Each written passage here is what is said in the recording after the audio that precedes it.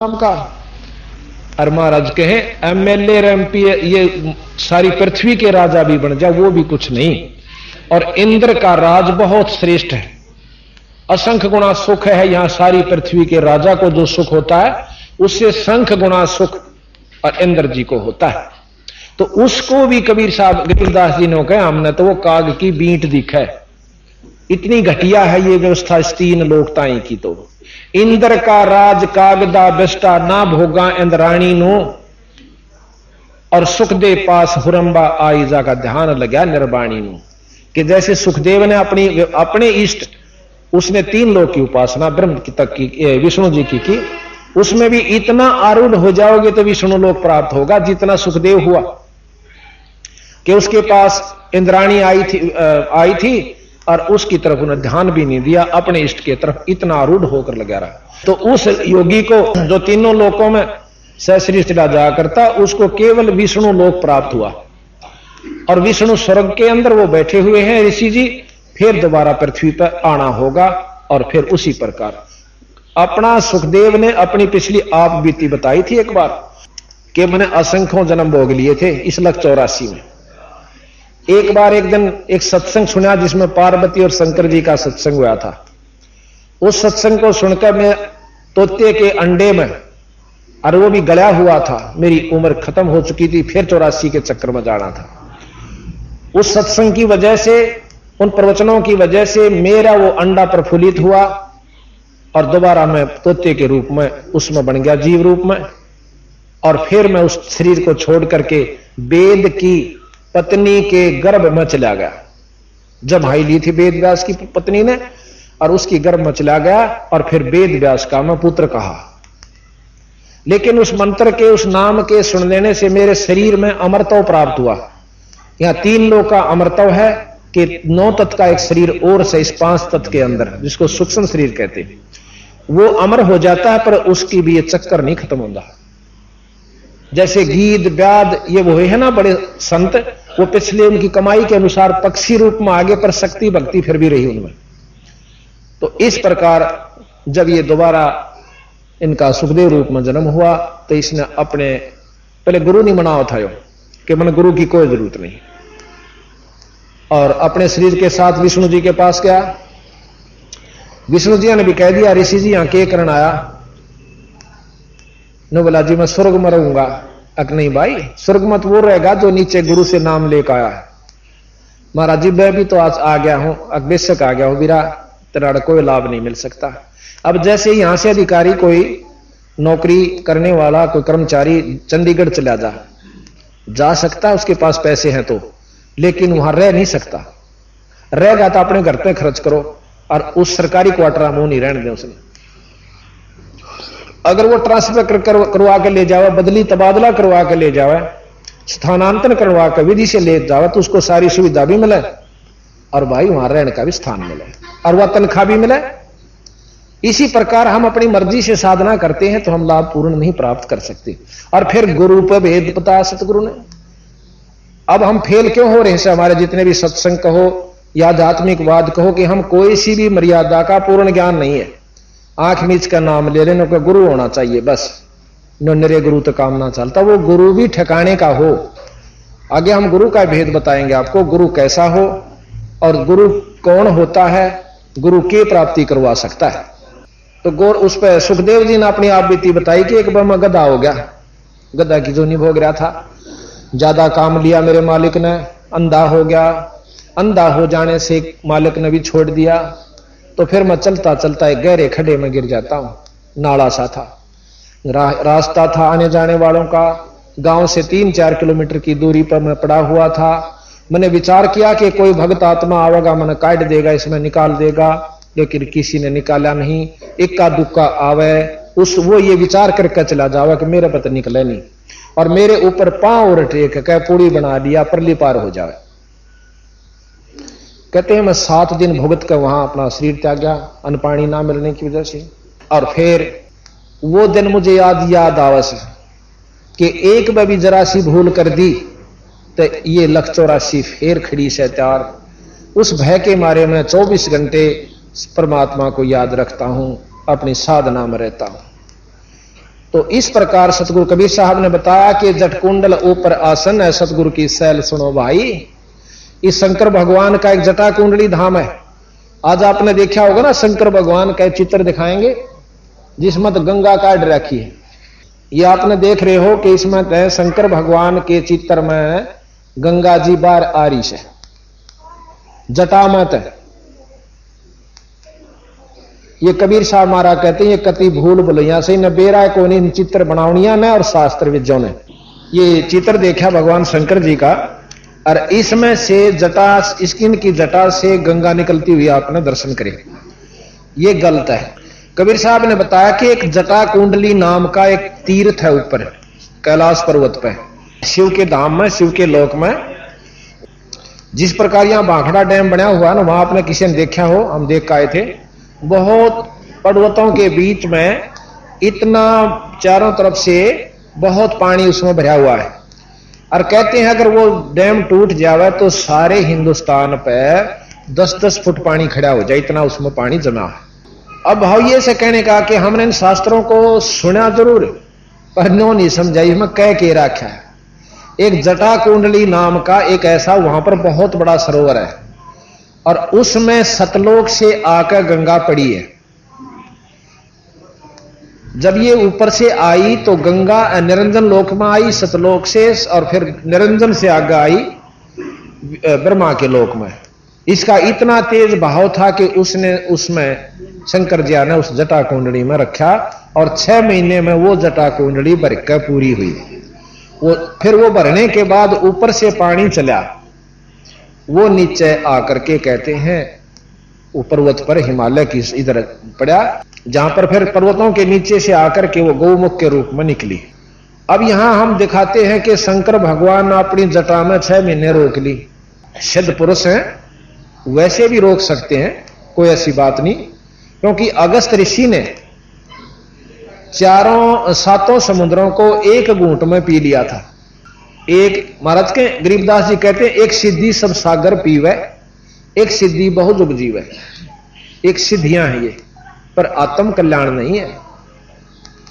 तो यहां महाराज कहते हैं जट कुंडल ऊपर आसन है सतगुरु की सैल सुनो भाई।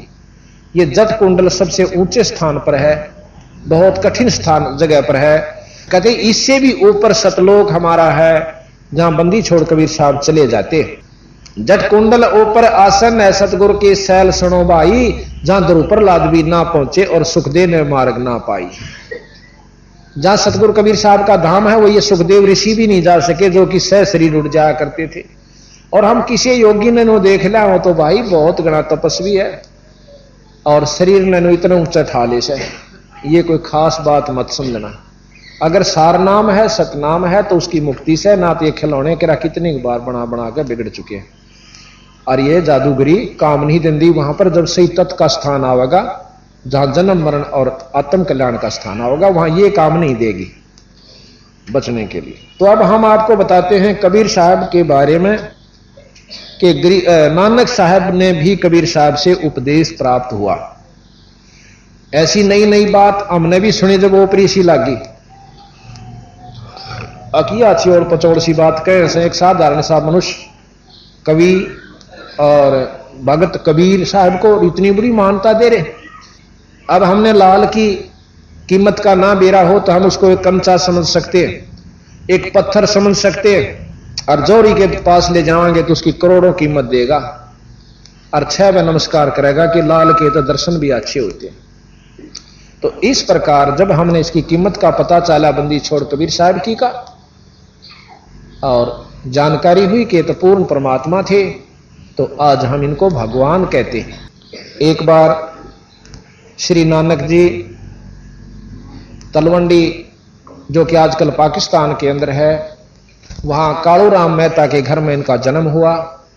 बचपन से ही बड़े सिद्ध पुरुष थे, क्योंकि पिछले जन्मों की भक्ति इनके साथ थी। कबीर साहब ने इनको बताया कि नानक साहब, आप सतयुग के अंदर अम्बरीश राजा थे। अम्बरीश राजा के रूप में आपने इतनी भक्ति करी कि दुर्वासा ऋषि बहुत बड़े सिद्ध पुरुष थे, उन्होंने आपके ऊपर एक शक्ति छोड़ दी, सिद्धि छोड़ दी, चक्कर सुदर्शन, आपका सिर काटने के लिए। और वो सुदर्शन चक्कर आपके चरण छूकर अम्बरीश राजा के, और उल्टा इसको दुर्वासा जी को मारने के लिए उनके पीछे भाग लेता है। और वो दुर्वासा अपनी सिद्धि से उड़कर तीनों लोकों में प्रार्थना करता है, ब्रह्मा जी से मुझे मेरी जान बचाओ। ब्रह्मा जी ने बोले यहां से भाग जा, मेरे बस की बात नहीं है, ये तो बहुत कसूती ओगर रूप धारण करके जो है चक्कर सुदर्शन साथ आपके आ रहा है, मेरे बस का नहीं, जल्दी भाग यहां से। फिर शंकर जियां के पास गए, शंकर जियां ने भी हाथ जोड़ लिए, बीरा विष्णु जियां दौड़ जाओ। वो वहां से भाग के वही दुर्वासा जी भगवान विष्णु जी के पास आते हैं, क्योंकि अम्बरीश विष्णु जी के उपासक थे। तो विष्णु जी भी और कृष्ण जी के गुरु थे दुर्वासा जी, जो त्रेता द्वापर युग में आए। तो विष्णु जी कहने लगे, ऋषि जी के गुस्ताखी कर दिया आपने, भाई के कारण हो यार, इस चक्कर ने आपके ऊपर क्यों चोट लगाई, क्यों आपके ऊपर अटैक किया। उसने सारी बता दी कि मैं ऐसे ऐसे अम्बरीश राजा के दरबार में गया था, और वो करते हैं सरगुण भक्ति, व्रत रखते हैं, और वैसे ही, और मैंने उनको निर्गुण उपदेश दिया था कि निर्गुण साधना करो। वो नहीं माने, तब मैंने छो में आकर गुस्से में आकर के चक्कर सुदर्शन छोड़ दिया, इसकी नाड़ काटनताएं। तो कबीर विष्णु जी बोले, भाई देखो, ज्ञान चर्चा में कभी क्रोध नहीं करना चाहिए। बातचीत कर रहे हो, कोई मानता है उसका भला, ना माने उसका भला, और जबरदस्ती ज्ञान आप किसी पर नहीं थोप सकते। ये आप पाप के भागी होगे, और आपने तो नाड़ काटनी चाहिए, वो भी एक भगत की। अगर जाकर उसके पांव पकड़ ले तो तेरी माफी से ना कती माफी नहीं। अब दुर्वासा जी भयभीत भय खा गया कि कदे रास्ते में मार दे मन, यू पांव पकड़ने वाला महाराज मन बख्श दो, और आपसे नहीं बच सका तो अम्बरीश कैसे बचावेगा, कदे कहीं मुझे ये रास्ते में ना खत्म कर दे। कि नहीं, कतई नहीं करेगा, उसके पांव पकड़ ले और वो ही बकस सके तन बख्शेगा। तो जी वहां से वापस चाल पड़ा। दुर्वासा जी अम्बरीश के दरबार में आ जाते हैं। राजा अम्बरीश के चरणों में सर टेक दे, का मेरी जान बख्श दो, मेरी जान बख्श दो ऋषिवर, मेरे से गलती होगी। अम्बरीश ने वो चक्कर सुदर्शन पकड़ का हाथ में और उसके मस्तक का ला दिया, ले तेरा वापस। पर देखे, ख्यास करिए, भक्ति के भाव तेरा आ करो। कितना बड़ा सिद्ध पुरुष हो, कितना साधक हो, कभी भक्ति को भंग करके उबर नहीं सकता। तो ऐसे भी आप नानक जी को बता रहे हैं कबीर साहब कि ऐसे ऋषि भी रहे आप अम्बरीश रूप में, पर तेरी मुक्ति नहीं हुई बीरा। ये निरंजन तक की उपासनाएं हैं। आपका दूसरा जन्म त्रेता युग में हुआ, आप जनक विदेही हुए,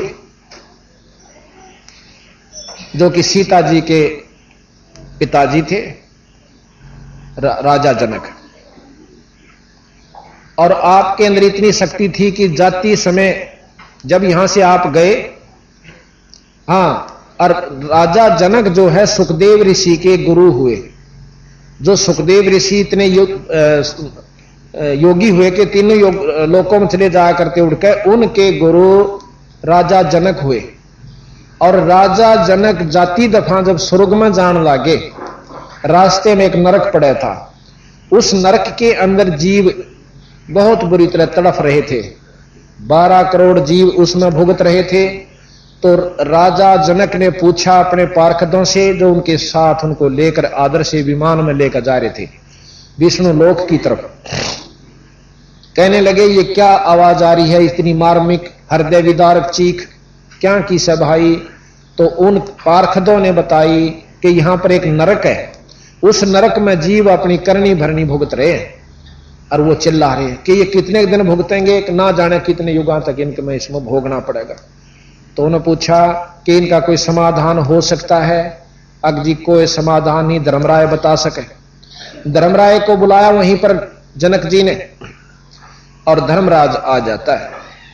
कहने लगा, हाँ ऋषि जी, कैसे याद किया कि ये जो जीव जो दुख पा रहे हैं नरक में, इनका कोई समाधान है? अग्नि जी ने अपनी करनी भोगनी पड़ेगी। अकबर मेरे तक नहीं देखा जानता, अगर ना मांग जाऊं जब तक इनका छुटकारा नहीं हो जाएगा। तो धर्मराय ने राज ने सोची कि अच्छा पंगा पाया ने बोला, एक समाधान है, आपने अपने पुण्य देने पड़ेंगे और ये कुछ समय के लिए बाहर आ जाएंगे। ने बोला मन मंजूर है। तो अपने पुण्य राजा जनक ने उन नरक वाले जीवों को संकल्प किया तो वह जीव नरक से बाहर आकर के स्वर्ग में भेज दिए। अब विचार सुनिए, बहुत ध्यान से सुनने की बात से, ये कथाएं नहीं है। इन कथाओं से हम महाराज ने सार निकाल कर दिया। फिर अब काल की क्या व्यवस्था है कि राजा जनक ने खूब भक्ति करी, पुण्य किया और रास्ते में छल कपट करवा दिया इसी काल निरंजन ने, और वो पुण्य उसका अक्षीण करवा दिया। राजा जनक बैठा स्वर्ग में जाके फिर नानक के रूप में प्रकट कर दिया तलवंडी पाकिस्तान में। तो ये बात कबीर साहब ने नानक साहब तो बताई। इब दिल तो कांप जैसे जब इतनी भक्ति करी विराट तो भी उल्टे चक्कर काट रहा से, मुक्ति कहां हुई थारी? तो ने बोला जी फिर के करा, पर मैं तो जो है एक निराकार ज्योति अंदर मुझे दर्शन देती है, निरंकार, मैं उसका जाप करता हूं और वो मुझे पूर्ण रूप से दर्शन दे रही है। कबीर साहब ने बोले ध्यान लगाओ। नो बोले नानक साहब तेरे 60,000 जन्म हो लिए जब तक तू सतलोक से आया और हमसे बिछड़ा बेटा, तेरे 60,000 जन्म हो लिए बच्चा, और तू सथाई नहीं हो, और तेरे जैसे महान भगत भी चक्कर काटे हैं तो और आम जीव कहां मुक्ति की बाट देखें, इंतजार करते हैं, कहां आशा रखते हैं मुक्ति की। नानक साहब का पसीने आए कि के समाधान महाराज कि मैं नाम दूं, सतनाम मेरे पास है, और जब तेरी मुक्ति हो, काशी में रहता हूं जुलाया सुबाई, काशी के अंदर किसी ने पूछ लिए कभी तेरा दिल करे तो आ जाना, पर तू निरंकार की जो उपासना करता है अब ध्यान लगा, वो ज्योत और वेद भी आखिरी परमात्मा की प्राप्ति उस ज्योति के दर्शन बताते हैं। प्रकाश में तेजो में परमात्मा सहस्रार कमल दल में है।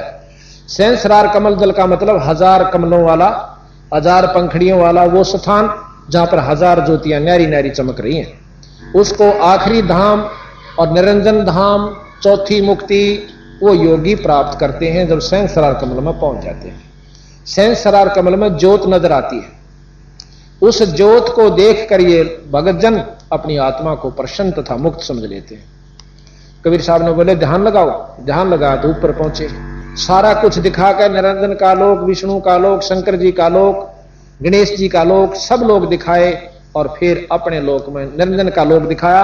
उसके बाद इस अंड ब्रह्मांड को पार करके अपने लोक में ले गए, सतलोक में। वहां जाकर के कबीर साहब आसन पर, सतपुरुष अपने आसन पर बैठे हुए और कबीर साहब चंवर करते हैं। अब नानक साहब के अंदर विक्षेप आता है कि रब तो ये होना जड़ा नीचे थल्ले बैठा है, ये उत्ते जो खड़ा है कबीर, ये तो इसका कोई अनुचर होना, कोई सेवक होगा।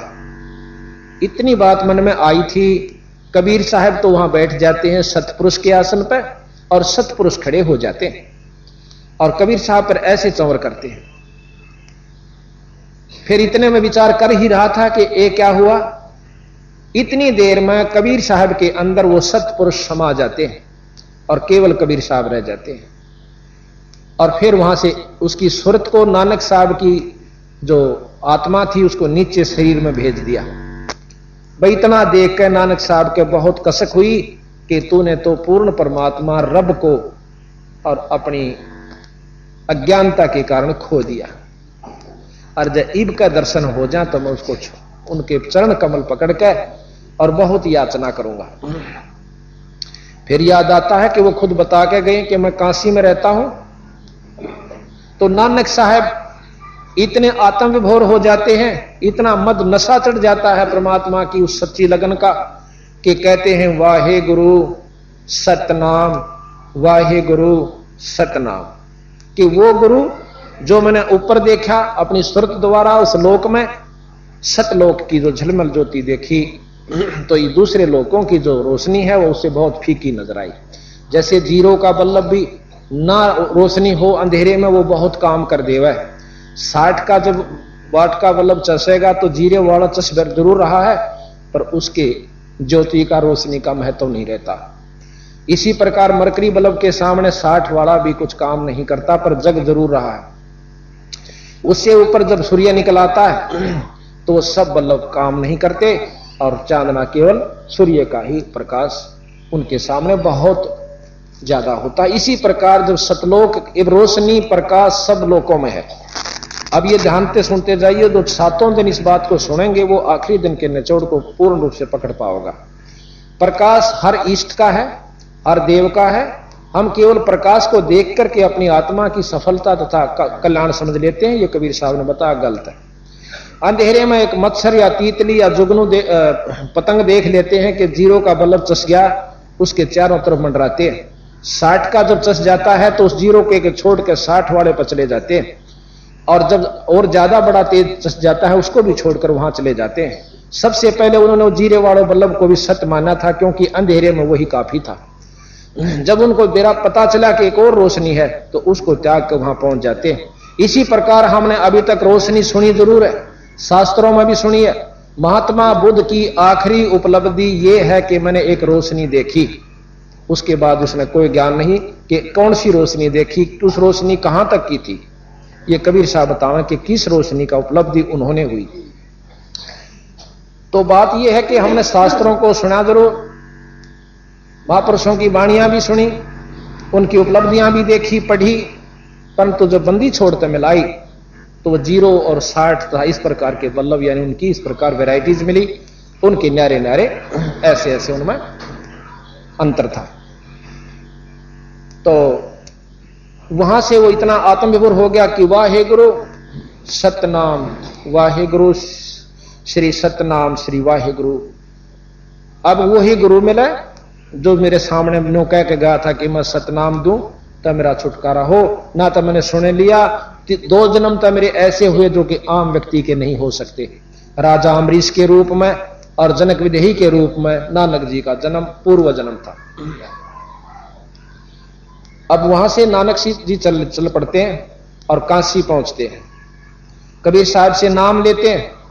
कबीर साहब से नाम लेने के बाद उनकी मुक्ति हुई। अब ये बात आप विचार करियो और आपको शास्त्र प्रमाणित देंगे, हम वैसे नहीं कहेंगे। और अपने आप 2-4 बार सुन लेने से अंतःकरण में यह बात जमा हो जाएगी, क्योंकि हमने और ज्ञान भी तो शास्त्रों से ही अपने अंतःकरण में जमाया है, या किसी से कहने सुनने में ही उसको सत्य मानना होगा। कोई अपना ज्ञान तो आपके पास नहीं है।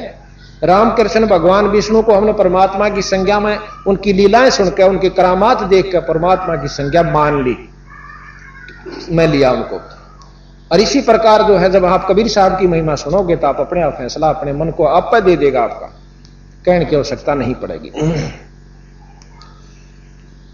तो कहते नानक साहब वहां पहुंचते हैं और नाम लिया।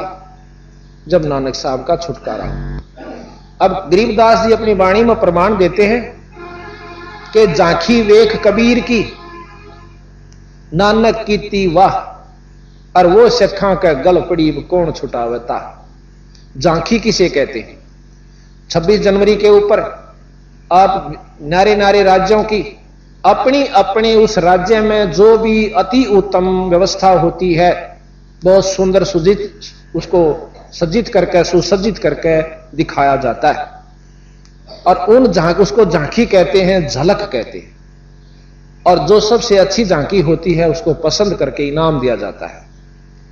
इस प्रकार विष्णु लोक की झांकी भी नानक साहब को कबीर साहब ने दिखाई, शंकर लोक जी की भी, शंकर जी के लोक की भी झांकी दिखाई, और ब्रह्मा के लोक की झांकी दिखाई, गणेश जी के लोक की दिखाई, और सब लोग दिखा के माता और निरंजन ब्रह्म तक की दिखा करके अपने पूर्ण ब्रह्म की तरफ वो ले गए।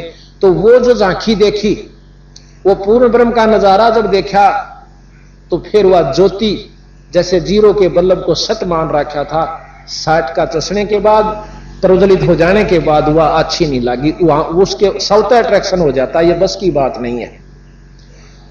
आज हमारा मुख्यमंत्री से मेल हो और एक प्रधानमंत्री का नुमाइंदा मिल जाती, सा बौड़ा कोई नहीं सके, पाछे न रह जाएगा।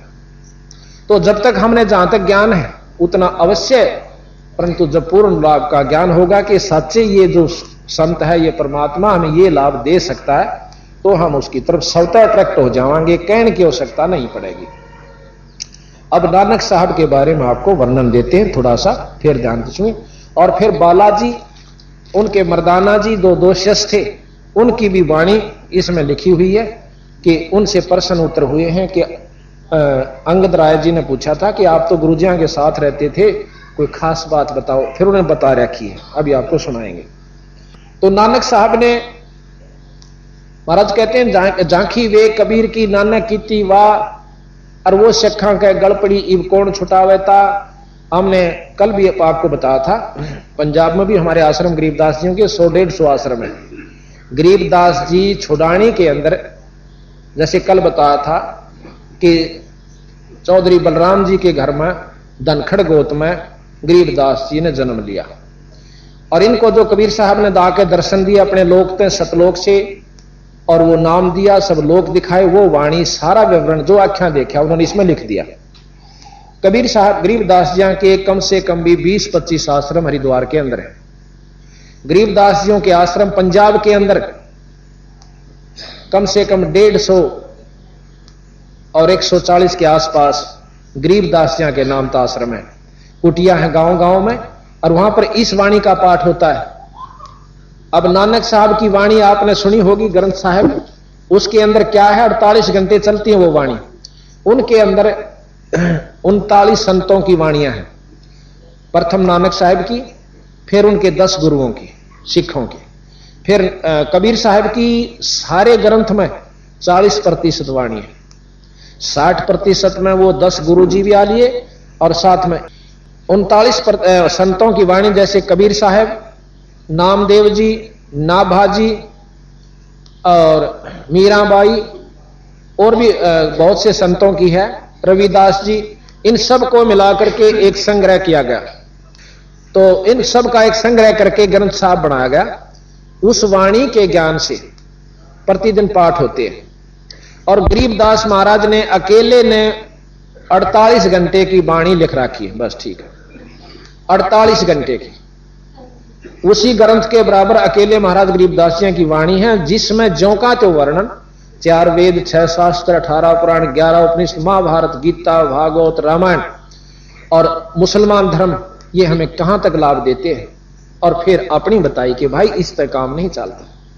तो इन बातों का ज्ञान नानक साहब को कबीर साहब ने दिया।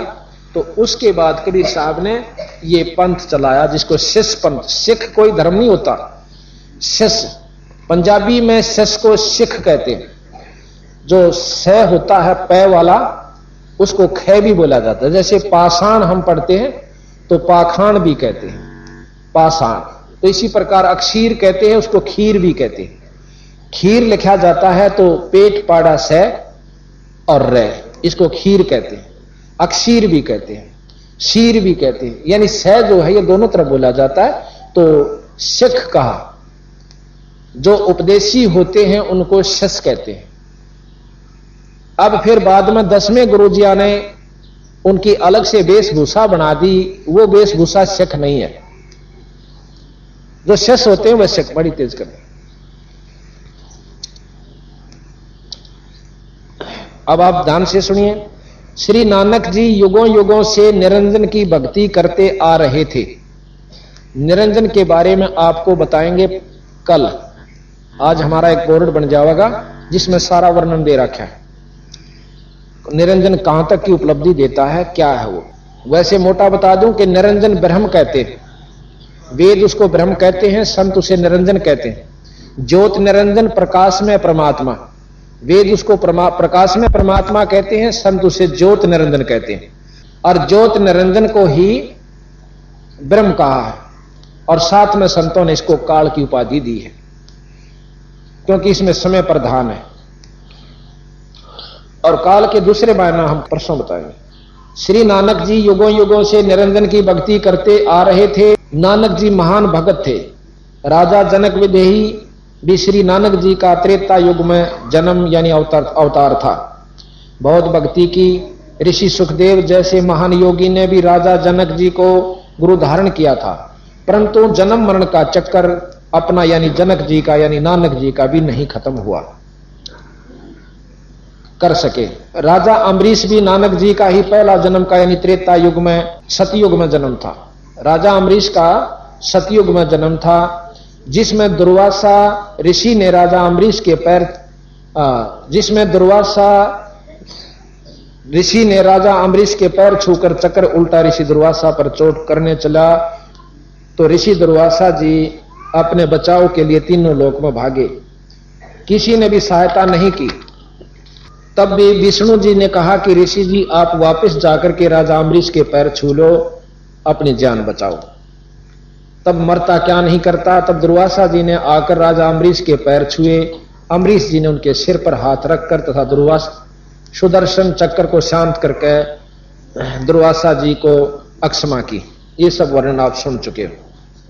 अब थोड़ी सी वाणी कबीर सागर से आपको सुनाते हैं। कबीर सागर से सा आभार कबीर वचन, नानक साहेब की ना तप भारी, और सब विधि बहे ज्ञान अधिकारी। भक्ति भाव ताको सिखलाया, ता पर सतगुरु की नहीं दाया। दाया कहते हैं दया को। ये संत भाषा होती है, इसमें थोड़े अक्षरों का, क्योंकि पद भाग के अंदर जो है थोड़ा अंतर हो जाता है भाषा में। जिंदा रूप धरे तब साईं, प्रभु पंजाब देश चल आई। जिंदे का एक ऐसा देश होता है, सफेद कुर्ता और एक बोथा बांध लिया, सफेद चादर और लंबा टोप, उसको जिंदा रूप में मुसलमानों में ज्यादा प्रचलित है ये जिंदा नाम के संत। जिंदा रूप धरा तब साईं, प्रभु पंजाब देश चल आई। अनहद बाणी कहो पुकारा, और सुन के नानक नजर दरस निहारा। नानक साहब बैठे थे, कबीर साहब इतनी दूर बैठ के अपनी ये बात सुनाने लागे कि जिस प्रकार गरीबदास जी ने कहा कि अदली आरती अदल पठाऊं, युगा युगा का लेखा ल्याऊं। जा दिन ना थे पिंड नहीं प्राणा, नहीं पानी पवन जमी असमाना। कच्छ मच कूरम ना काया, चंद सूरज ने दीप बनाया। शेष महेश गणेश ना ब्रह्मा, नारद सारद ना विश्वकर्मा। सिद्ध 84 ना 3300, 9 अवतार नहीं 2400। 5 तत्व ना ही गुण तीना, नाद बिंद ना ही गट सीना। चित्रगुप्त ना कृत्रम बाजी, ये धर्म राय ना पंडित का जी। भाई धूं धूंकार अनंत युग बीते, जादन कागज कहो किन चीते। फिर कबीर साहब ने पूछा कि आप कहां थे जब कुछ भी ना था। जादिन थे हम तख्त खवासा, तन के पाजी सेवक दासा। शंख युगन पर लो परवाना, परले हुआ शंखों युग, हम सतपुरुष के संग रहाना। दास गरीब कबीर का चेहरा, सतलोक अमरापुर डेरा। कहते हैं गरीबदास जी भी कि मैं अपने परमात्मा कबीर साहब का सेवक हूं, और वही कबीर साहब सतलोक के मालिक तथा अनंत कोट ब्रह्मांड के परमात्मा हैं। गरीबदास जी अपनी वाणी में कहते हैं, अनंत कोट ब्रह्मांड का एक रति नहीं बहार, और सतगुरु पुरुष कबीर हैं भाई कुल के सर्जनहार। तो यहां कहा कि अनहद बाणी कियो पुकारा। इस बाणी ने सुनकर नानक जी ने करड़े करड़े देखें, क्योंकि कहने लाग रहा से सुनकर अनहद बाणी कियो पुकारा। सुनकर नानक दरस निहारा, सुनकर अमर लोक की बाणी, और जान पड़ो यो परम पुरुष ज्ञानी। नानक जी ने समझा कि ये पूर्ण संत है, ये तो बहुत ऊंची की बात कहे से। तो नानक साहब पूछने लागे, आवो पुरुष सतगुरु ज्ञानी, अमर लोक की हमने सुनी ना बाणी। वो सतलोक नहीं जाना हमने कौन सा होश है, और किसी शास्त्र में ज्ञान नहीं पाया। अर्ज सुनो प्रभु जंदा स्वामी, कहो अमर लोक कहां निज धामी। कि वो लोक कहां है जिसको आप सतलोक कहते हो, सतधाम कहते हो। कहा न कही अमर निजवाणी, कि किसी ने काहू ना कही ये अमर निजवाणी। ये बात हमारे ताई किसी ने नहीं बताई जो आप बताने लाग रहे। और धन कबीर परम गुरु ज्ञानी, कोई ना पावा तुमरा भेदा। और जाको खोज चुके ब्रह्मा और चहु वेदा। इसको चारों वेद और ब्रह्मा जी ने भी आपका भेद नहीं पाया। अब कबीर साहब कहते हैं, जब नानक तुम बहुत तप कीन्या, और निरंकार बहुते दिन चीन्या। तुमने बहुत तपस्या की, बहुत साधना की, युगा युगा में की, और निरंकार ते एक पुरुष नहीं आ रहा। अजर दीप ताकी तक सारा। अजरदीप, अमरदीप, सतलोक वो अलग स्थान है। पुरुष विछो भयो तब जब से, और काल कठिन मग रोक्यो तब से। जब से भी आप सतलोक से यहां आए थे अपनी इच्छा अनुसार, पर उसी समय आपका रास्ता इस मार्ग काल ने गलत साधनों से, गलत शास्त्रों से रोक दिया। इत तुम सरस भक्ति ना होई, क्योंकि परम पुरुष ना भेटो कोई। यहां पर आपकी सरस भक्ति, एक रस भक्ति नहीं होती। आपने देखा होगा कि आपने बहुत सी साधन नाटक भी सुने होंगे कि विश्वामित्र जी ने तप किया, बहुत जाजूल तप कर लिया, परंतु नहीं होने दिया। एक अप्सरा को भेजा, उर्वशी को भेज कर उसका तप खंड करवा दिया। तो महाराज कहते हैं काल की व्यवस्था में प्रथम तक कोई भजन करना नहीं चाहता, और चाव विषय तो यू काल होने नहीं देता। कि आंट लाग रही थी उसके तप न भंग करण की, ठीक से अपना भजन करा था, करण देते। या कोबद क्यों आई उनके मन में, ये काल प्रेरित होते हैं। इंद्र का भरदी गुब्बारा के तेरा राज खोज लेगा, उसने ठह श्रृंगारी अपनी उर्वशी और विश्वामित्र का खंड कर दिया। तो महाराज कहते हैं ये इत तुम सरस भक्ति ना होई, क्योंकि परम पुरुष कोई ना भेंटा कोई। आपको सतमार्ग दर्शक नहीं मिला, आपको रास्ता सही नहीं मिला, इस करके कोई तो तप पे लाग रहा है, कोई गीता पढ़ के मुक्ति चाहे, कोई पुराणों को पढ़ के मुक्ति चाहे, कोई वेदों के ज्ञान को कंठस्थ वेद घोट लेने को ही मुक्ति समझता है, और कोई कुरानों को और मुसलमान भाई अपने उन ओछी साधनों को ही अपनी मुक्ति का साधन समझते हैं। तो बंदी छोड़ कबीर साहब ने दोनों धर्मों की जो कमियां थी वो ज्यों की त्यों कही, और खड़े होकर बाजार में कही, और सब धर्म सब मतलब उनके मंडलों में जाकर कही जहां पर विद्वान और उनके मौलवी और पंडित और काजी बैठे हुआ करते थे। और उस समय आज कोई कह के दिखा दो अरब कंट्री में जाके एक भी लफ्ज और इस्लाम धर्म के खिलाफ। और कबीर साहब ने सरेआम, जबकि मोहम्मद इसमें दिल्ली के अंदर सिकंदर लोधी राजा होया करता था, बहुत क्रूर बादशाह था, जो बहलूल लोधी का पुत्र सिकंदर लोधी था, वो बहुत क्रूर राजा था। उसको ऐसा ठोक ठोक का जवाब दिए थे, और उसने कोशिश करी थी कि कबीर साहब ने खत्म करवा दूं। उनकी परीक्षा लेनी चाहिए थी कि तू भगवान है, अका मैं अल्लाह हूं, मैं खुदा हूं। कबीर साहब ने कहा, एक गऊ मंगा ली, हजारों आदमियों के सामने रुआ काट दी, वह गाबन थी, मां और बच्चे के 4 टुकड़े हुए। ने बोला अल्लाह में यह गुण होता है कि इसको जीवित कर सकता है। कबीर साहब ने बोले मेरा अल्लाह का यही गुण नहीं होता कि किसी मुर्दे ने जीवित कर दे, अल्लाह के और भी बहुत गुण होते हैं। केवल एक ही सिद्धि से भी आप अल्लाह मत स्वीकार करना, पर इसने जीवित जरूर कर दूंगा। कबीर साहब ने 2 चुटकी मारी थी, 2 थाप उस बच्चा कर गऊ का, दोनों उसी से में जुड़ जाती है, और ला के बाछड़ा दूध ठोक दी, दूध की देग ठोक दी। बोल बंदी छोड़ महाराज की जय। ये तो 600 साल पहले का इतिहास है, कि देखो न सोचे गपोड़ मार रखे होंगे यार। जिसका नहीं यकीन हो उसकी अपनी बुद्धि वहीं तक काम करती है। परमात्मा में ये गुण है जो वो कर सकता है। तो सिकंदर लोधी ने पांव पकड़ लिए दिल्ली के बादशाह ने, अरने बोले आप अल्लाह की जात हो, परवरदिगार हो, मुझे बख्श दो। पालकी में बिठाकर उनके घर छोड़ कर आया था।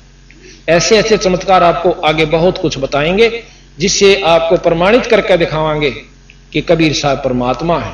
तो यहां के तब तक हमसे बिछड़े भाई, और 60,000 जन्म तू पाई। नानक साहब आपके 60,000 जन्म हो लिए जब तक तू सतलोक से आया है। दर दर जन्म भक्ति भल की नहा, और फिर काल निरंजन चक्कर दीना। तने बहुत भक्ति करी, जितनी बार भी आप यहां पर आए बहुत भक्ति करके गए, और फिर भी आपको जन्म मरण के चक्कर तय काल ने नहीं बचन दिया। ये व्यवस्था से इस ब्रह्मताएं की कि कोई जीव मुक्त नहीं हो सकता। कुछ समय स्वर्ग में बिठा दिया जाता है। स्वर्ग की परिभाषा आपको कल बताई थी। अपनी की हुई पूंजी ने शिमला खाया हुआ 10,000 रुपया ने, वो खत्म होंगे उल्टा है, फिर आ जा, फिर आड़ा मंड जा, फिर खाया हुआ 2 महीने गर्मियां में। ये इतना सुख स्वर्ग में है। यही कबीर साहब बताते हैं। गरीबदास जी महाराज कहते हैं ये रहट का कुआ लोई, रहट तले भरया ऊपर खाली, नीचा भरया ऊपर खाली, और यागड़ बंदा है सब कोई। 88 और 33 करोड़ी देव, यानी 88,000 से 33 करोड़ देवता, और सभी बंधे निरंजन की डोरी, नो रेट की डोरी का बांध रखे। काटे जाओ चक्कर, नीचा आओ भक्ति करो, ऊपर जाकर स्वर्ग में खाओ, फिर चक्कर काटो, फिर गधे बनो और कुत्ते बनो, लख 84 भी भोगो। क्योंकि गीता जी का श्रेष्ठतम ज्ञान है यहां पर कि जिसे कर्म जीव करेगा भोगे सरेगा। अब भाई बुरे भी होते हैं, अच्छे भी होते हैं। बंदी छोड़ कहते हैं कि हमारी शरण माए पाछा आपने पिछले कर्मा पर आपके यहां पर क्रॉस कर दिया जाएगा, खत्म कर देंगे। कई भाई यहां ऐतराज करते हैं कि फिर तो परमात्मा न्यायी हो गया। न्यायी नहीं, वो न्यायी है। अब जैसे आपने देखा होगा कि ऐसा कभी नहीं हो सकता कि आदमी मानस मार दे और उसने माफ कर दे, खूब कर दिए जाते, यहां भी कर दिए जाते। आपने उग्रवादी सुने होंगे जिन्होंने कई कई आदमी मारने का प्रमाण दिया और सरकार ने कानून तैयार कर दिया कि पाछले थारे जो कसूर से सब माफ, पर आज्ञा मत करियो भाई। और आज प्रमाणित है, एक फूलन देवी डाकू थी, उसके ऊपर भी यही कानून लागू हुआ था। तो बात यह से कहने का कि हम जितनी जानते हैं उससे आगे स्वीकार करने को हमारी बुद्धि तैयार नहीं होती। इस परमात्मा में वो शक्ति है बंदी छोड़ में कि हमारे पिछले पाप कर्मों को खत्म कर देगी। जिस प्रकार कोई नो के हो ही नहीं सकते तो उन्हें इतना ज्ञान है, और हो ही नहीं सकते फिर भक्ति की क्या आवश्यकता रहेगी। जैसे पहले फसल में घास हो जाया करता, नुड़ान का रंधे इतने नुड़ा देते, फिर उसके बाद घास नहीं कटा करता। अब एक ऐसी दवाई चला दी कि उस घास ने खत्म कर देती है पर फसल को नुकसान नहीं करती थी। तो वह पहले भी दवाई पर पहले खोज नहीं पाए। इसी प्रकार ये नाम शुरू से है, पर अब इसकी प्रचलित हो गया तो अब यूं काम कर रहा है जैसे वह दवाई फसल में कर रही है। तुम बड़ भगत भव सागर आवा, तो और जीव की कौन चलावा। कबीर साहब ने बोले नानक जी तेरे कैसे भगत भी यहां चक्कर काटन लाग रहे, तो आम जीव थोड़ी सी भक्ति ते कहां जाएगा बेचारा। निरंकार सब सृष्टि भुलावा, अब तुम करी भक्ति तो लौट क्यों आया। इस निरंकार ने, इस ब्रह्म ने, निराकार शक्ति ने इस सारे जीवों को बुला रखा है। और आपने इतनी अच्छी भक्ति करी फिर वापस क्यों आ गया। जब आप अमरीश रूप में गए अपने आप को न सोच के गए थे मैं मुक्त हो गया। नानक जनक विदेही के रूप में गए जब भी आप न सोच के गए थे मेरी बनेगी मुक्ति। अरे नानक जी बन के आगे अगला जन्म तेरा नानक जी सा भी ब्योत नहीं रहेगा, ये सच्ची सोच लेना। और अपनी शक्ति से वो पिछला सारी बैक रील उनको दिखाई तो नानक जी के पसीने आए। अब देखो सच्चा भगत पाछे नहीं रहा करता। अभिमान मानक मैं ज्ञानी मैं ऐसे या थोड़े दिन की चाल लगी। महाराज कहते हैं चुंडित मुंडित सब पकड़ लिए। गरीबदास जी कैसे चुंडित बड़ी जटा लठाली रखा ली और कति घोट ऊपर सारा मुंडा लिया, इसे मुंडित कहते हैं। चुंडित मुंडित सब पकड़ लिए इन तय जमकिंग कर ना डरता, अर्थात इन पाखंडों से वह भक्ति नहीं बनती और भक्ति नहीं बनेगी तो यम के दूत जूता पीटेंगे। इनसे जम किंकर नहीं डरता। नानक साहब फिर कहते हैं धन पुरुष तुम यह पद भाखी, यह पद अमर गुप्त कहां राखी। कि ये तो बहुत गजब बात थी, यह गुप्त रहेगी थी आज तक। जब लग हम तुमको नहीं पावा, अगम अपार भरम फैलावा। कहो गोसाई हम ते ज्ञाना, परम पुरुष हम तुमको जाना। धन जिंदा प्रभु पुरुष पुराना, और बिरले जन तुमको पहचाना। नानक साहब कहते हैं कोई बिरला ही आपको पहचान सके। हम तो उन तरह जी हाँ के तीर काट कर ठह मारा दस्ता ने और उसने भगवान स्वीकार कर लेंगे। और इन्होंने वो काम करके दिखाए जो कृष्ण और भी फेल हो गए थे, उस काम पर नहीं हुआ। जगन्नाथ का मंदिर ये प्रमाणित है, भगवान विष्णु जी के अवतार थे बुद्ध। और बौद्ध के जो अवतार गया उसने कहा था, एक राजा था इंद्रदमन, सपने में उसको दर्शन दिए, वो उसका उपासक था कृष्ण जी, कहा कि मेरा मंदिर जगन्नाथ में बनवा दे। अब राजा ने वही आज्ञा मान के अपने इष्ट की और जगन्नाथ के मंदिर की स्थापना करवा दी। पूरा मंदिर बहुत पैसे सुजित, बहुत अच्छी ढंग से, सुंदर ढंग से उसको बहुत पैसा लगाकर सुसज्जित करके उसको बनवा दिया।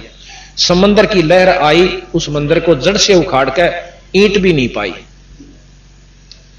उसने फिर दोबारा बनवाया, 4-5 बार मंदिर बनवाया गया, पर समुद्र ने यही काम किया। आखिर में राजा जो से हताश होकर बैठ जाता है। कबीर साहब जाते हैं कि राजा वो मंदिर बनवा ले। मैंने हाँ पर रखी है कृष्ण जी से कि मैं तेरा मंदिर बनवा दूंगा। तो राजा इंद्रदमन हाथ जोड़ ले, ने बोला जी ना, मैं तो अपना खजाना भी बर्बाद कर चुका हूं, अब समुद्र बन नहीं देता स्वामी जी, बना मैं जरूर दूं। अब भाई समुद्र को मैं नहीं आन दूंगा। पर कहां विश्वास हो, एक धोती कुर्ते वाला छोटा एक आम व्यक्ति और कृष्ण जी इतनी महान शक्ति यूं कैसे बनवा दे। पर ने बोला बस ये 2 जोड़े हाथ, आप अपना रोटी खाओ, भोजन पाओ और आराम करो। कबीर साहब ने बोले बात सुन दे भाई, मंदिर बनवावा ना तो वहां मिलूंगा काशी में, और आज ये जुलाहे के घर में मेरा जन्म से, और ऐसे ऐसे में। तो उन्होंने बोला भाई ठीक से। रात्रि में सौपन दिया कृष्ण भगवान ने फिर कि ये जो संत आपके पास आया था ये अनंत कोट ब्रह्मांड के भगवान से, ये जो चाहे सो कर सकते हैं, आप इनसे मंदिर बनवा लो। अब राजा ने फिर कोशिश करी, ढूंढे, महाराज जी मिल गए स्थान जहां बता कर गए थे। मंदिर शुरू हो गया, मंदिर तैयार हो जाता है। समुद्र जहां से चढ़ कर आता था वहां महाराज कबीर साहब ने अपना एक पत्थर सा गिरवा के वहां एक चौतरा सा बनवा लिया, उस पर बैठ जाते। अब समुद्र कहते हैं बहुत ऊंची, जैसे ज्वार भाटा आपने देखा होगा, सैकड़ों फुट समुद्र उठ जाता है जब ये भूत साइक्लोन आता है ना, बहुत मतलब हजारों किलोमीटर तक उस पानी का बहाव आकर के बर्बादी कर देता है। उस समय इतना ऊंचा उठा, कबीर साहब ने अपनी शक्ति से ऐसे कर दिया, वो ज्यों का त्यों रुक गया, जैसे जाम हो जाता है। अब समंदर के ऊपर का रूप बना करके बाहर आवे और हाथ जोड़ दे से न्यो कहे, हे परम पुरुष, हे परमात्मा, आप कौन शक्ति हो, मुझे आगे जाने दो। की करेगा भाई कि इस मंदिर ने ढाऊंगा। अरे भले पुरुष, मंदिर आश्रम बनवाया करें, ढाया करें, इतना नीच काम करे तो। अगजी इस कृष्ण ने मेरी मर्यादा भंग कर रखी समुद्र की। क्यों कर भाई कि जब ये राम रूप में आए थे, इन्होंने जबरदस्ती तीर के बल पर मेरे पर रास्ता मांगा था, और वो बदला मैं लूंगा जी। अकीस यूं तो ढा नहीं सकता, चल ढा ले। तो अब कहां बसावा थी कि तभी तो मैं आपके पास आया हूं, मेरी नहीं बसाती तो मुझे बदला दिवाओ महाराज कि उसकी द्वारकापुरी ने डबोले। आज भी प्रमाण है, द्वारका समुद्र ने डबो रखी है, और वहां जगन्नाथ के मंदिर से समुद्र नहीं ढाता, उसको बचा रखा है। अब फिर क्या हुआ कि अगले दिन भाई हफ्ते 10 दिन के बाद उसमें पूजा शुरू होनी थी। मोटे मोटे पांडे मेरे कैसे जो गणे बोला करें, वो जाके और ठह पहुंचे सारा पूजा का सामान लेकर के, और कबीर साहब आगे खड़े मंदिर के गेट में, और उसकी पकड़ कर बां एक पांडे ने जो हेड मुखिया पांडा था, और दूर मारा बगा के मनहूस नीच जाति के, और तू आगे आ गया। सुबह सुबह हम तो ठाकुर की पूजा करनी थी, भगवान की पूजा करनी थी, आज नहीं करते फिर करेंगे। अंदर जाते हैं तो जितनी भी मूर्ति उसमें लगी हुई थी सारी कबीर साहब का रूप धारण कर लिए। अब वो पांडे हो गए एकदम, भैया बनी की कहानी। तो कुछ देर के बाद वो वही मूर्ति बन जाती है। फिर वो धोते हैं खूब अच्छी तरह, पानी गिर गिर का मसड़ का उसने अशुद्ध हो गया, पूजा शुरू कर दी। कुछ दिनों के बाद उस पांडे का कोड लाग गया, जिसने महाराज जी को धक्का दिया था। कोड लाग गया, इतना इलाज करवा लिया, तड़फे रात की नींद खत्म होगी, दिन में किलकी मारे, सारा दवाई करा ली, कोई आराम नहीं हुआ। कृष्ण भगवान ने दर्शन दिए कि उसी संत के पांव धोकर पीले पांडे जब तेरी जान बचे, उसी पांडे ने मरता के नहीं करता जाकर कबीर साहब के सैकड़ों आदमियों पांव धोकर गट देसी पी लिए। देखते देखते जानो कोड था नहीं उसका, उसी समय समाप्त हुआ। जब सैकड़ों आदमियों का विश्वास हुआ, कबीर साहब ने बोले एक बात कान खोल कर सुन दे पांडव, आगे से इस मंदिर में जय छुआ छात किसी ने कर दी, उसका यही हर्ष होगा जो इस पांडे का हुआ। आज प्रमाण है, जब से जगन्नाथ का मंदिर बना उसमें किसी धर्म का व्यक्ति जा सकता है, और आज से 100 वर्ष पहले, 50 वर्ष पहले, 40 वर्ष पहले दूसरी जाति वाले को आम मंदिर में बढ़ने नहीं दिया जाता था। जब श्रीमती इंदिरा गांधी अपने हिंदुस्तान की प्रधानमंत्री थी, उन्होंने भी एक मंदिर में जाने की कोशिश की थी, उस समय उनको भी प्रवेश नहीं करने दिया गया था कि आप हिंदू जाति से यानी पंडित जाति से नहीं रही। ये पेपरों में काफी दिन आई थी। तो इस प्रकार उस मंदिर में और उस दिन से आज तक कोई छुआछात नहीं है, और वहां कबीर साहब की मूर्ति बनी हुई है। एक बार फिर प्रमाण मिला कि जगन्नाथ के मंदिर में एक पांडा खिचड़ी बना हुआ था। खिचड़ी ऐसे पकती है, उसमें नीचे ऊपर रख दी जाती है मटके टोकने पीतल के, एक उस पर एक उस पर एक उस पर, ऐसे सबसे पहले ऊपरली तैयार होती है, 5-6 ऐसे रख दिए, नीचे आग बाड़ी जाती है। सबसे पहले ऊपरली तैयार होती है और ऊपरली उतारी जाती है। एक दिन कबीर साहब सिकंदर लोधी के उसमें बैठे हुए थे, उसके राज्य मतलब सिंहासन में, मतलब उसके दरबार में, सिकंदर लोधी के दरबार में कबीर साहब रविदास जी दोनों बैठे हुए। और भी जैसे वहां होते हैं, वजीर हुए, सिपाही हुए, उनके रिश्तेदार काफी बैठे थे। एकदम कबीर साहब खड़े होकर के अपने पांव पे अपना पानी डालते हैं लोटे में। तो सब कहने लगे महाराज क्या हो गया, क्या लग गया पैर के? अकने कुछ नहीं लगा। जगन्नाथ के मंदिर में एक पांडे का पांव जड़े था, खिचड़ी पड़ गई उसके ऊपर, तो मटका उतर के पड़ के और उसने बुझाऊ सुना, बेचारा मर जाता जड़ के, इतनी तेज आंच थी उसकी। अब शेख तकी जो सिकंदर लोधी का धार्मिक गुरु था वो एकदम हंसा। अब देखो जी मूर्ख की बात कैसे, पानी गिरा पांव पे और बुझे पांडे का पांव, इसका पता करवाओ। उसी समय 2 ऊंट सवार भेजे। कबीर साहब ने नाम बता दिया कि इस नाम का पांडा और ये समय और ये तिथि, वो समय तिथि समय सारा नोट करके वो चाल पड़े। वहां जानते वो पांडा पूछा कौन है? मैं सु भाई। कि तेरे पांव पे कोई खिचड़ी पड़ गई थी, यानी मटका फूट के पड़ा था? कहां? किसने बचाया? कबीर साहब ने। कौन कबीर? कि काशी में रहने वाले बंदी छोड़ कबीर। कि वो यहां कैसे आए? कि वो तो रोज आते हैं एक बार दर्शन यहां पर, सब काशी के सभी ने पूछ लो, एक बार सबको दर्शन देगा जहां से आवे किसी बार रूप में। और वो कहां थे? कि यहां खड़े थे मेरे साथ में और पानी ले रहे थे, जैसे बर्फ का होया करे, शीतल हेम पानी जल, और उसमें घेर दिया तो मेरा पांव बुझा। पूरी पता लिख के वो ऊंट सवारों ने, दूतों ने दस्तक करवा लिए। 20 आदमियों के और गुठे लवाए, साथ में पांडे का नाम लिखा और वह बात ज्यों की त्यों। ये बंदी छोड़ कबीर साहब की महिमा आप सुनोगे जब आपको ज्ञान होगा। तो अब नानक साहब के बारे में चल रही है। बहे दयाल परस्पर गुरु ज्ञानी और कहो गहो पान परवाना पानी, भली बही तुम हमको पावा। जब ये काशी में पहुंच गए, ऊपर की सारी झलक देख दाख के तो काशी में पहुंच जाते हैं। जब का वर्णन है कि बहे दयाल पुरुष गुरु ज्ञानी, फिर बंदी छोड़ प्रसन्न हो गए नानक साहब पे कि चोखा तने यह बात पहचान ली, मेरे को पहचान लिया। बहे दयाल पुरुष गुरु ज्ञानी और गहो पान परवाना पानी, वाणी के तुम मेरा ये नाम लो। भली बही तुम हमको पावा और ये सकलो पंथ काल को ध्यावा।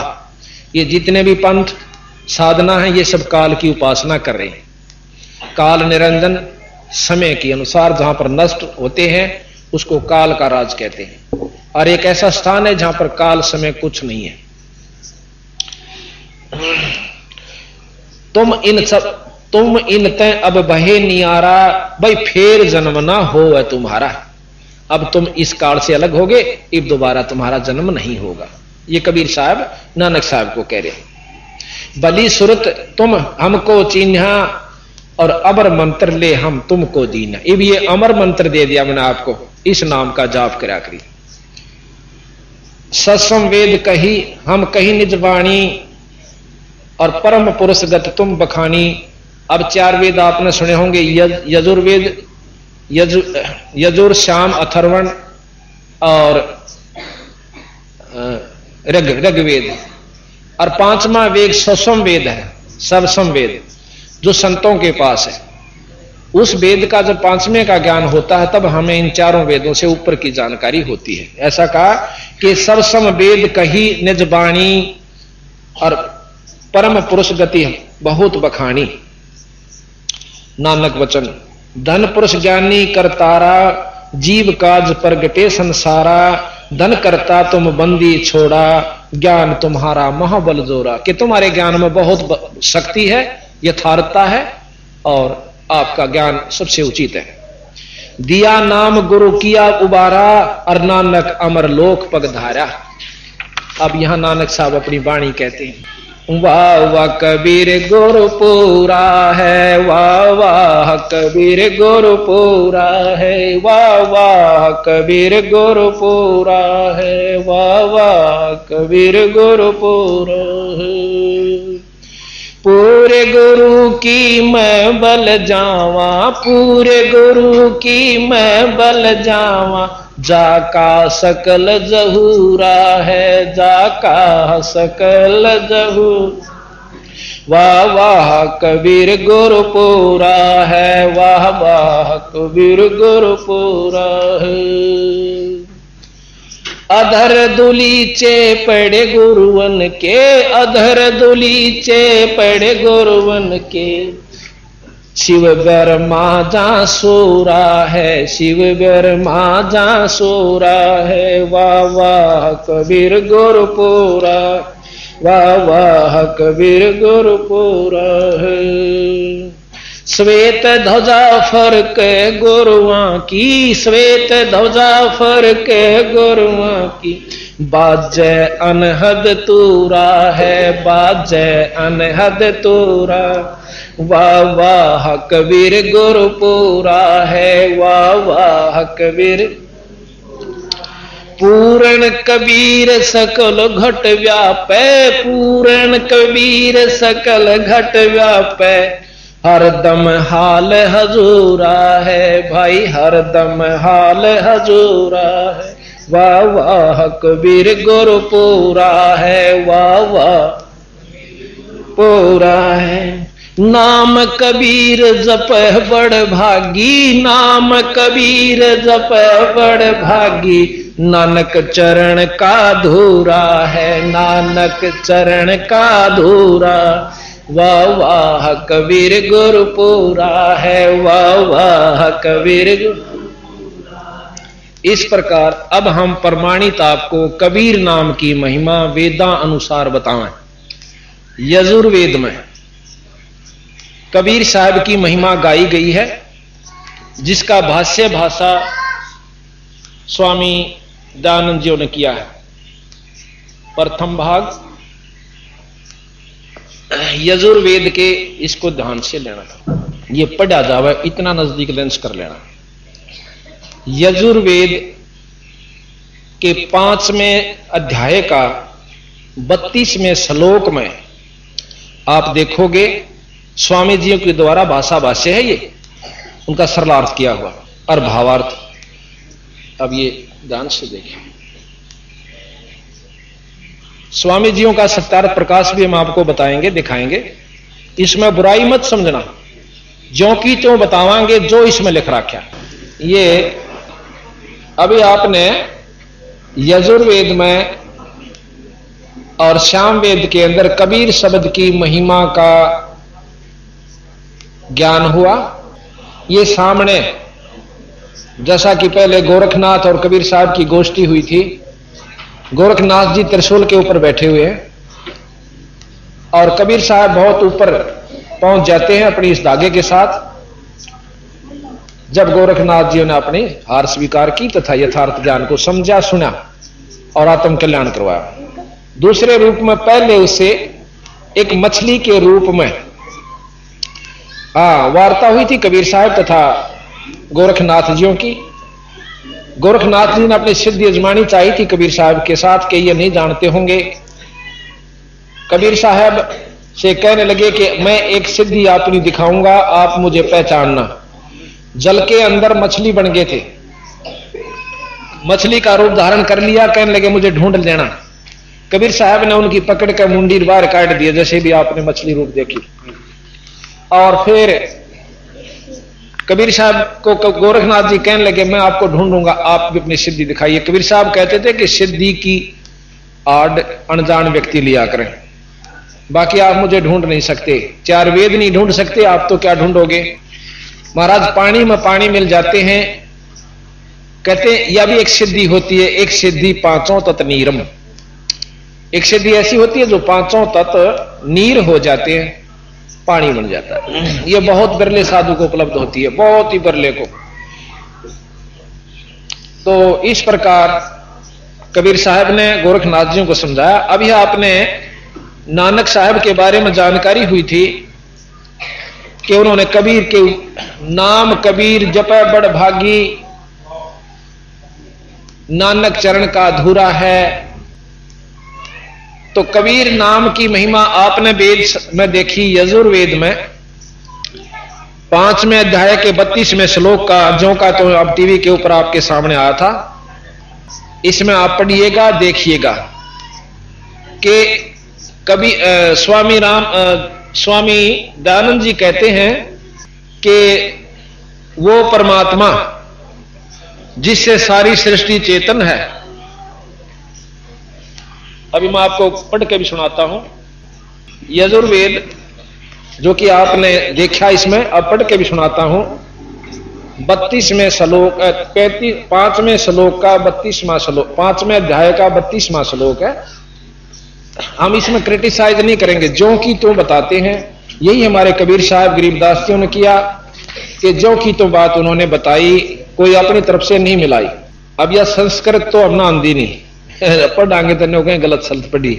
अब इनका सरलार्थ कर रखा स्वामी जी ने वो बताया कि हे जगदीश्वर, जिस कारण आप कांतिमान हैं, खोटे चनन वाले जीवों के शत्रु व क्रांत परजय हैं, बंधन के शत्रु यानी बंध छुड़ाने, बंधन के शत्रु कहो, बंधन न काटनिया, हम बंदी छोड़ के, तो आप बंधन के शत्रु व तारा आदि तंतुओं के विस्तार करने वाले, यानी सब इनके आप रचयिता हो, तारे पूरे सब लोगों के।